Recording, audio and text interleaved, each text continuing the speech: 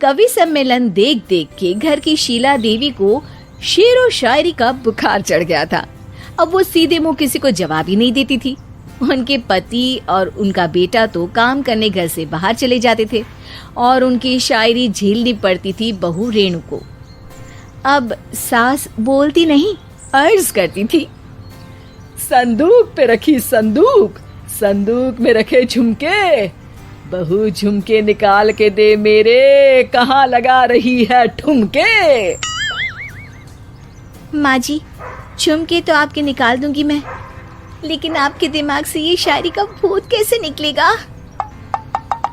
छोटे लोग नहीं समझेंगे, शायरी है शौक बड़ा, तू अपने काम से काम रख, मेरे काम में मत टांग अड़ा। शौक अलग बात है, लेकिन हर चीज में अपना शौक डाल देने से जग हसाई हो सकती है सासू माँ। अरे मैं हूँ एक नंबर कलाकार, कोई ऐसी वैसी बला नहीं, तुम घर के कामों में उलझी, समझोगी मेरी कला नहीं। ठीक है माँ जी, आप नहीं समझती तो कोई बात नहीं, लाओ मैं आपके झुमके ही निकाल कर दे देती हूँ। बहू सास के झुमके निकाल कर देती है और वहाँ से चली जाती है। शाम को बहू अपने पति से शिकायत करती है, सुनिए जी, आप माँ को कुछ समझाते क्यों नहीं? अरे क्या समझाना है माँ को? अरे अपनी शायरी थोड़ी कम करे ना। अरे तुमको उनकी शायरी से क्या दिक्कत है? अरे मुझे नहीं, पर पड़ोस में सब लोग हंसते हैं, कहते हैं बुढ़ापे में लोग सठिया जाते हैं, लेकिन शीला जी तो शायर हो गई हैं। अरे लोगों का काम है कहना, लोगों की बातों का क्या टेंशन लेना। अरे वाह, मैंने भी शेर कह दिया, वाह वाह वाह वाह। देख लो, तुमसे किसी ने कहा नहीं और तुम्हारे सामने कोई माँ की बुराई नहीं करता तो तुमको फर्क नहीं पड़ रहा। अरे तुम खामखा की बात का बतंगड़ बना रही हो। चलो चाय बना कर ले आओ मेरे लिए, साथ पियेंगे, कोई ढंग की बातें करेंगे। रेणु चाय बनाने लगती है। पहले वो अपने पति को चाय देती है, फिर सास को और आखिर में अपने ससुर को। लेकिन वो देखती है कि ससुर जी कुछ परेशान से हैं।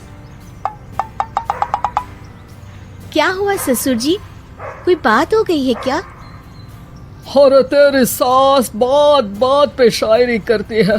कल मैंने पूछा कि खाना खाया तो तेरी सास ने क्या जवाब दिया पता है? अरे गलती की और आरोपी ने कोड़े खा लिए फटाफट, खाना तो नहीं पर पकोड़े खा लिए झटाझट। अब बता क्या जवाब दूं इस बात का? वो तो सभी से शायरी में ही बात कर रही हैं, मुझे भी समझ में नहीं आता कि क्या करूं मैं। बेटा उसको उसी की भाषा में जवाब देना पड़ेगा। मैं तो आम बातचीत में भी उसके सामने कुछ नहीं बोल पाता, शायरी में क्या बोलूंगा भला। ससुर ने जैसे ही कहा कि उसको उसी की भाषा में जवाब देना पड़ेगा, बहू को ये बात जच गई। अगले ही दिन वो शायरी की कुछ किताबें लेकर आई और शायरी की प्रैक्टिस करने लगी ताकि सास को उन्हीं की भाषा में जवाब दे सके। उसने दिन रात एक कर दिए। एक दिन सब साथ में बैठकर टीवी देख रहे थे, तभी रेणु सबके लिए बिरयानी बनाकर लाती है, लेकिन सास को बिरयानी भाती नहीं।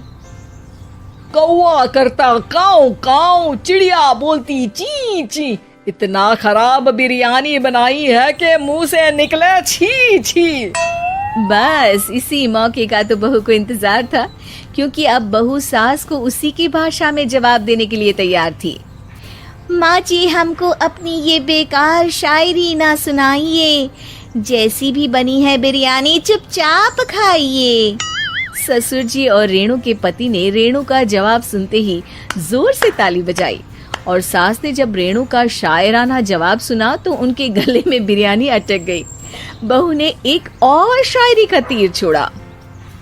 शायरी में बहू के सामने सास हो जाएगी ढेर, क्योंकि सास मारेंगी एक शेर तो बहू मारेगी 1.25 शेर। सास को छोड़ के सब वाह वाह करने लगते हैं। आज पहली बार सास को नहले पे दहला मिला था और रेणु ने सास का मुंह चुप करा दिया था। अगले दिन रेणु का पति उससे कहता है, अरे वाह, तुमने तो माँ की बोलती बंद कर दी, मजा आ गया। अब मेरे लिए कुछ बना दो, खाकर मैं काम पर चला जाऊं। शायरी ही है मेरा जीवन, वही करूँगी जी भर के। नौकरानी रख लो कोई, काम नहीं करूँगी मैं घर के। अरे तुम क्या माँ जैसी हरकतें करने लगी, सीधे सीधे बात करो ना।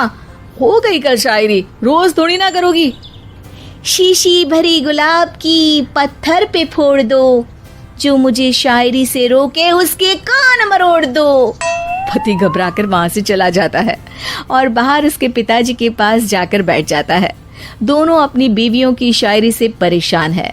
ससुर को पछतावा होता है कि क्यों उसने बहू को सास की भाषा में ही जवाब देने का आइडिया दिया। अब तो घर में दो दो शायर हैं। दोनों एक साथ दुखी स्वर में कहते हैं, हम दोनों की ही बीवियां जब से शायर हो गई है, क्या बताएं, जिंदगी एक फटा हुआ टायर हो गई है।